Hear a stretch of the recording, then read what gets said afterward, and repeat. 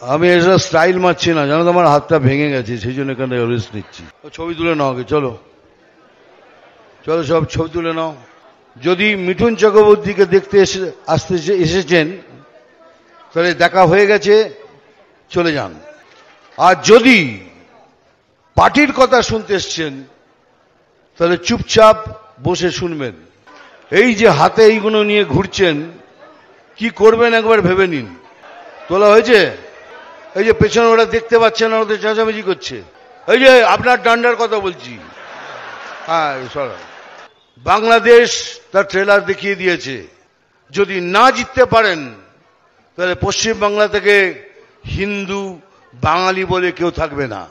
দেখুন, অন্য পার্টির হিন্দুরা কি করবেন তা করবেন আমরা জানি না, কিন্তু বিজেপির হিন্দু বাঙালিরা থাকবে না, এটা কিন্তু মনে করে চলবেন।